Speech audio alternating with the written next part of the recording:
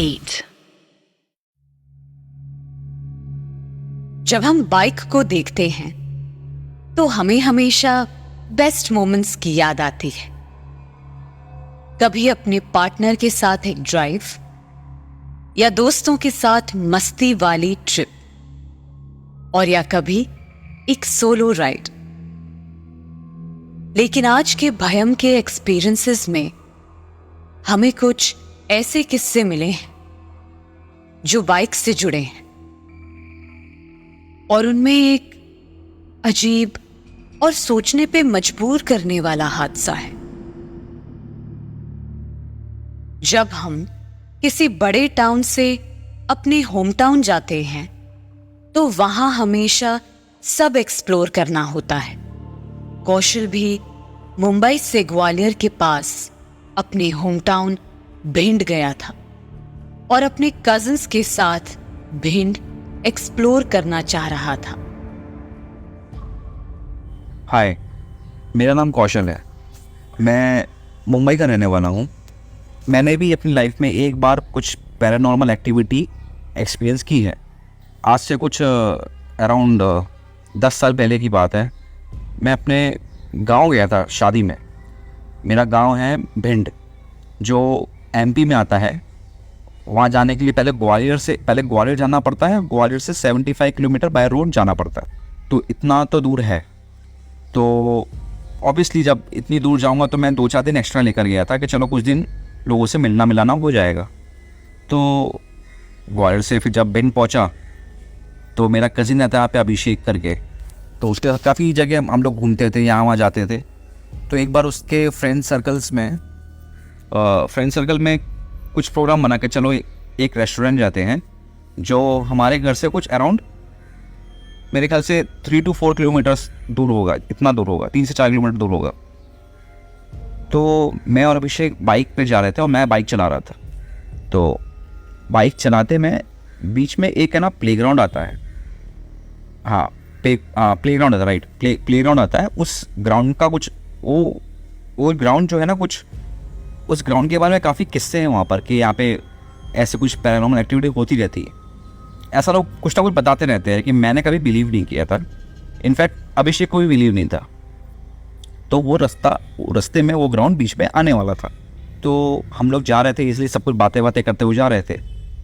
तो जब वो ग्राउंड के पास हम पहुँचे तो अभिषेक को थोड़ा टॉयलेट जैसा आया। तो उसने बोला कि यार मैं टॉयलेट कर लेता हूँ थोड़ा सा, आपको चलते हैं।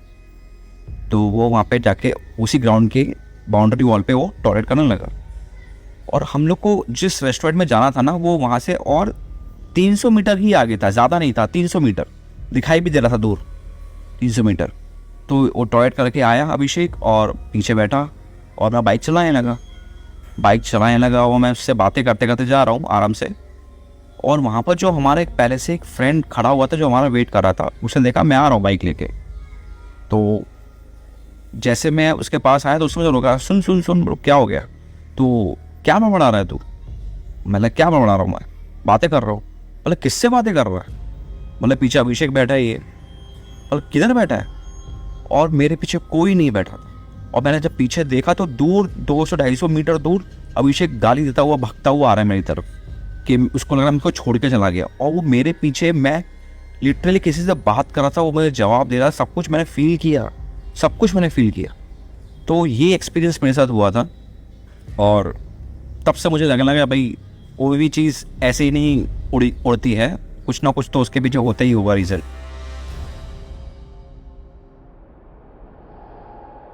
मैंने भी अपने दोस्तों के साथ बहुत सारे रोड ट्रिप्स, बाइक ट्रिप्स किए हैं, और ईशान भी अपने दोस्त के साथ एक ट्रिप पे ही था। तब दोनों के साथ ये हुआ।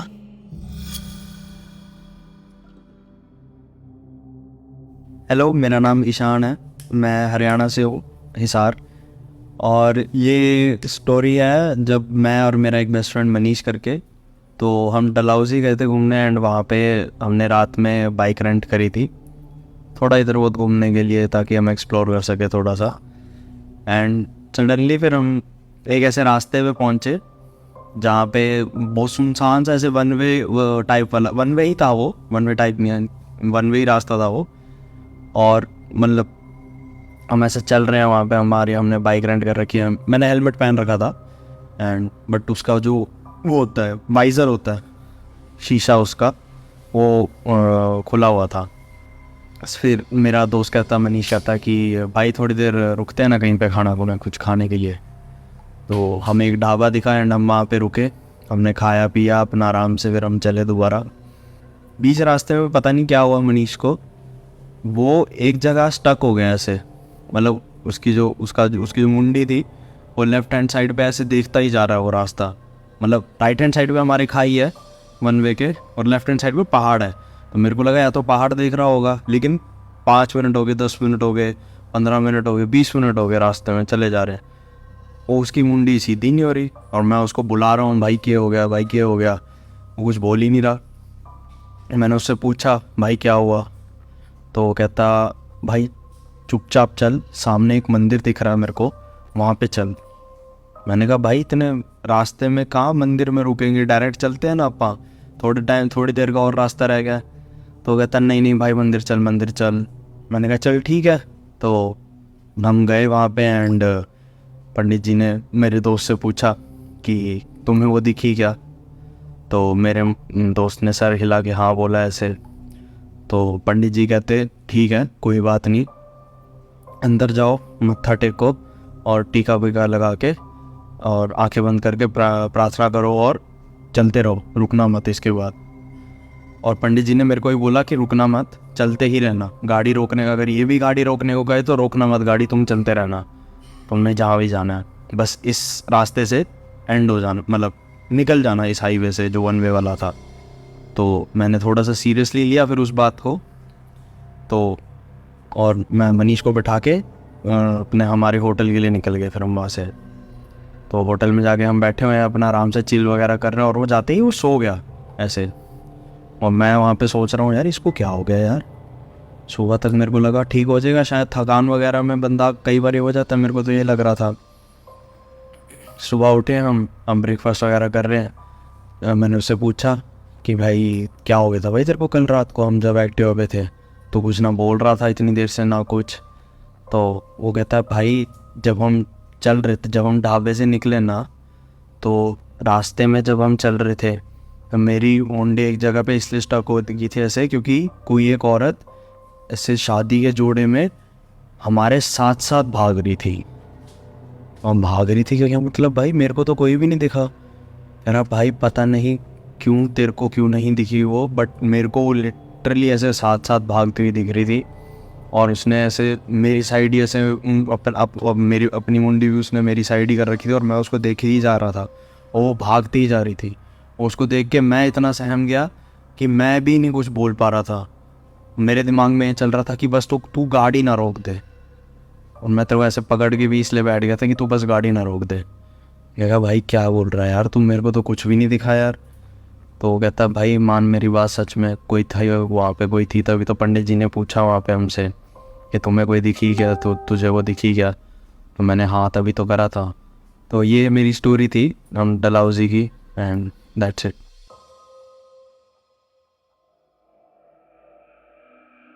अच्छा हुआ वो लड़की ईशान के दोस्त को दिखी। अगर ईशान को दिखती तो उनका एक्सीडेंट भी हो सकता था, लेकिन सारंग और उनकी वाइफ ने कभी सोचा भी नहीं था कि उनकी एक छोटी सी गलती उन्हें किसी मुसीबत में डाल सकती है। हाय, मेरा नाम सारन है और मैं पुणे में रहता हूँ। कोविड के टाइम में हम सब लोग अपने अपने गांव या अपने अपने घर नहीं जा पाए थे, तो वैसे ही मेरे मम्मी पापा और आजोबा रहते हैं चांदोली में, तो पुणे से एक समझ लो 3.5 घंटे का रन है। और तो मेरी सारी फैमिली बाहर रहती है और मैं और मेरी वाइफ पुणे में रहती है। ऐसे ही संडे को सुबह सुबह प्लान बना हमारा कि चलो निकल चलते, और मैं और मेरी वाइफ हमेशा से हम लोग ट्रैवल करते ही रहते। तो आई गॉट अ बुलेट और फिर करीबन मुझे लगता है 11:30 बजे तक हम लोग पहुंच गए थे घर पे। फिर मम्मी ने बढ़िया मटन बनाया था, बढ़िया खाना वाना खाए, फिर दिन भर रेस्ट किया। फिर शाम को मैंने सोचा कि यार तो दूसरे दिन सुबह ऑफिस है तो निकल चलते, 2-3 घंटे में पहुंच जाएंगे, और हमको वैसे भी आदत थी ट्रैवलिंग की। पर मम्मी ने कहा था कि मत जाओ, रात का समय है, सही नहीं रहता। My wife and me like कि नहीं चले जाते, ऐसा कोई टेंशन नहीं है और फटाफट पहुंच जाएंगे, हाईवे ऐसा। हम लोग निकल लिए। ऑन द वे जब जा रहे थे तो मुझे जहाँ जब खाड़ी की शुरुआत होती है, अब उस समय में ना इतनी गर्मी नहीं थी, तो हमें ना एक अजीब सा ना ह्यूमिड सा लगने लगा फर्स्ट ऑफ ऑल। फिर हम धीरे धीरे आगे आगे चलने लगे गाड़ी। उसके बाद से मेरा लाइट फ्लिकर होने लगा। फिर जैसे हम थोड़ा और आगे गए, उसके बाद से I could feel a sudden pressure, and मुझे समझ रहा है कि मैं गाड़ी रेस कर रहा हूँ, बट स्टिल गाड़ी एक मोमेंटम में ही चल रही है। ना वो ज्यादा रेस हो पा रही है, ना ही वो कम हो रही है स्पीड। वैसा होता है ना कि हल्का सा कंट्रोल हमारा चला जा रहा है गाड़ी से, और ऐसा लग रहा है कि कोई पीछे से ना ऐसा होल्ड कर रहा है थोड़ा सा। तो मुझे ना थोड़ा सा अजीब सा लगा। मैंने वाइफ से भी शेयर किया कि तुझे भी ऐसा कुछ फील हो रहा है? एंड शी वाज लाइक नहीं तुम इतना मत सोचो, हम चलो कुछ ऐसा गाने वाने गाते, बात करते करते इग्नोर करते इन सारी चीज़ों को, चलते जाते। तो हमने शुरू किया वो भी चीज़ें, लेकिन फिर मेरे वाइफ को हल्का सा ना कान में कुछ विस्पर हुआ, and she got so scared. उसने मेरे को ऐसा पीठ से पूरा पकड़ लिया और उसने बोला कि कुछ तो गड़बड़ है। मैंने और तेजी से भगाना शुरू किया वो गाड़ी। अब स्टिल इट वाज हैपनिंग कि मैं गाड़ी रेस कर रहा हूँ और गाड़ी ज्यादा फास्ट जा ही नहीं पा रही। अब उसमें क्या हुआ कि अचानक से ना, एक तो ना वो खाड़ी होने के कारण लाइटें वाइटें ज्यादा नहीं थी। I don't know, everything was so absurd that time. बहुत ही अजीब सा फीलिंग था। वाइफ ने मुझे पकड़ा जोर से और जोर जोर से हनुमान चालीसा गाने लगी, और उसके साथ मैं भी हनुमान चालीसा गाने लगा, और मैंने बस भगवान का नाम लिया और गाड़ी भगाना शुरू कर दिया। और अब ये ऐसा चलता रहा, खींचतान थोड़ी सी, और मुझे लगता है 25-30 सेकंड बाद ना चीजें थोड़ा बेटर होने लगी। और हम वो खाड़ी से जैसे निकले, उसके बाद से ना like we can actually feel कि अब फिर गाड़ी की आना जाना भी थोड़ी बढ़ गई थी और लोग भी दिख रहे थे, और सडनली एक नॉर्मल सा फील हुआ। और तो हम दोनों फिर कहीं नहीं होके रास्ते में स्ट्रेट घर पहुंचे तो मेरे वाइफ की माँ आई हुई थी। हम बैठे और फिर उनसे डिस्कस किया, उनको एक्चुअली बताया हमने कि ऐसा ऐसा फील हुआ और बहुत ही वियर्ड सी फीलिंग थी। तो उन्होंने बोला कि तुम कुछ साथ में सामान वगैरह ला रहे थे। तो अब मेरे गांव में ना ऐसा वो बोलते ना गावरानी प्रॉपर चिकन मिलता है मेरे यहाँ, तो अब शहर में वो मिलता नहीं, तो मैंने वो पैक करा लिया था। अब मैंने किसी को बताया नहीं था, और वो मेरे बैग में एक वो ब्लैक कलर की थैली थी, उसी में था। तो तब दास ने बताया कि कभी भी ऐसे वक्त कच्चा मांस हो या कुछ मीठा हो, ऐसी चीजें नहीं ले जाया करते। इट अट्रैक्ट्स, वो ना एनर्जीज को अट्रैक्ट करता है कई बार, जो हमें पता ना हो।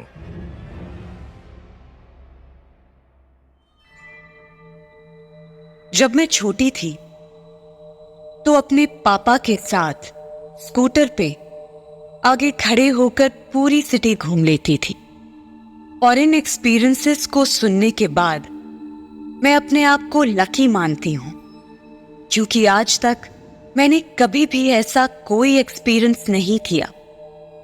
लेकिन मैं सोचती हूं कि जिनके साथ ऐसा कुछ हो जाता है, उन्हें उस किस्से को भुलाना कितना मुश्किल होता होगा। लेकिन अगर इन सबको ये आज भी याद है, तो उनके लिए ये बातें भुलाना कितना मुश्किल है। लेकिन आपको क्या लगता है? हमें जरूर बताइए।